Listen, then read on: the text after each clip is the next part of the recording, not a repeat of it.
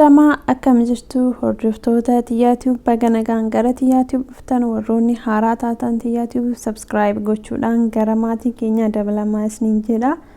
Warroonni immoo maatii taatan baga nagaan dhuftanii har'a taateewwan bara 2020 ta'anii fi akkasumas kabaja guyyaa dhaloota artiist Haacaaluu Hundeessaa waliin ilaalaa jechuudha.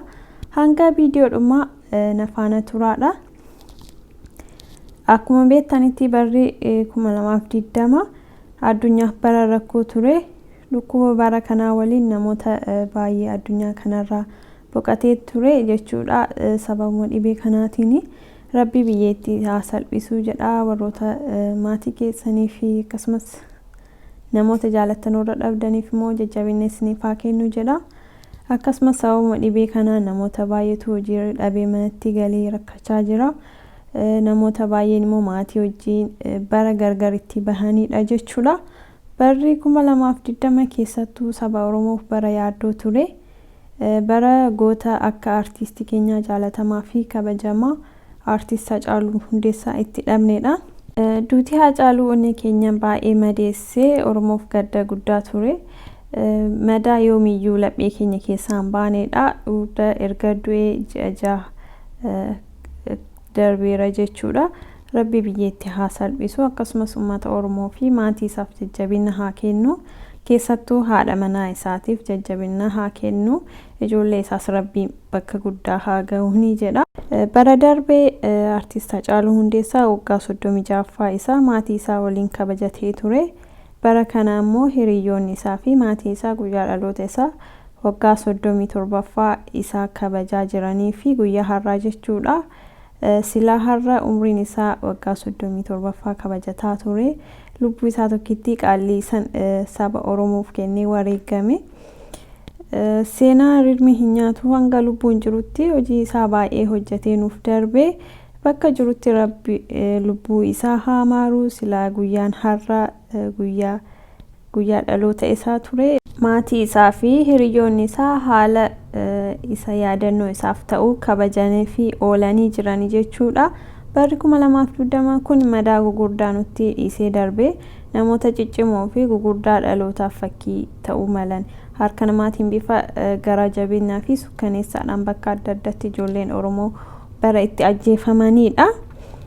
Bara 2020 keessa namoota dhibbaa uumuun beekamoo ta'an kanneen addunyaa dhabde keessaa artiist Haacaaluu Hundeessaa nama tokko jechuudhaanis BBC'n gabaasee ture. Jawaar Mohammadin dabalatee hooggantoonni dhaabbilee mormitoota hedduunis shororkeessummaadhaa fi kanneen himatamanii bara itti hidhamanidha.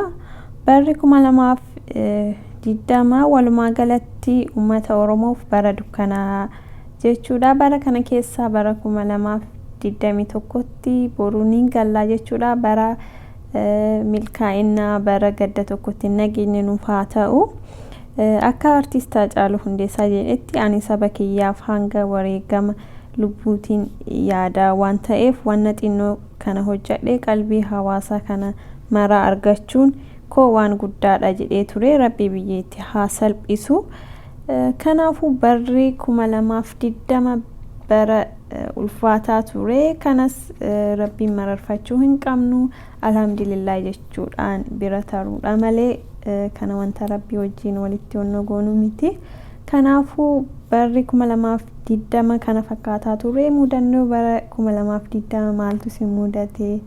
Ana waa baay'eetu na mudatee ture.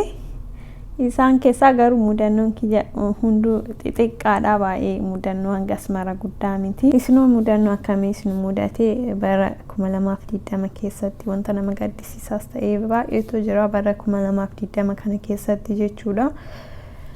Kanaafuu barri 2021 bara nagaa, bara milkii, kan badhaadhinaa, kan gammachuu, kan jaalalaa isiniif haa ta'u, kan waan hawwitan itti argattan isiniif haa ta'u. Barri 2021 kan bara jaalalaa nuuf haa godhu. Wal qooduu keenya hafee kan jaalala nuuf qeeda'u Rabbiin nuuf haa godhu. Gammachuu nuuf haa ta'u. Keessattuu Oromoodhaaf bara gammachuu nuuf haa ta'u. Hidhamtoonni siyaasa keenya baratti bahanii ija isaanii arginu rabbi nu haa taasisu akkasumas warroota namooti nu biraa dhabamanii rabbi isaanii haa baasu bara gammachuu nuuf haa ta'u sinjira bara oromoon gammachuu malee gaddatti hin dhageenye nuuf haa taasisu barri 2021 bara milkii nuuf haa ta'u sinjira waan dhageeffattaniif guddaa galatoomaadha isinis warri chaanaalii kootii bagattiin singahee warri akka ayyaanatis kabajjan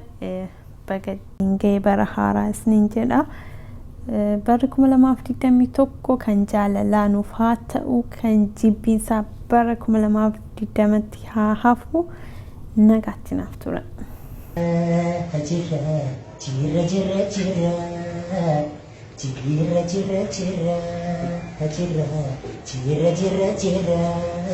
Jira bulee bariyakuuf karaan wallise yaanwi yaa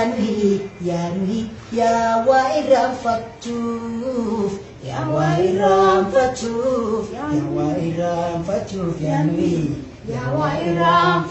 yaanwi tafkiidhaaf utaalchoo geeddoodhaaf miliqii tattee kuttee baanis wayyuudhaaf rasaasa allaattiidhaaf bochoo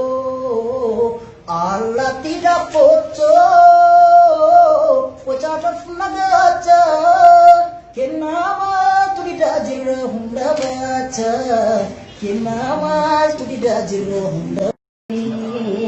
Kaatinaaf olki rakkinaaf gadadoo kan afaan harkiti anoo humna qabu waa tokko si godhu du'ee baaduu silee ansinii irraanfadhu anoo humna qabu waa tokko si godhu du'ee baaduu silee ansinii irraanfadhu hundaa dandeessu koo yaa guuta jaalala naftiraadhu malee malan jedhan sila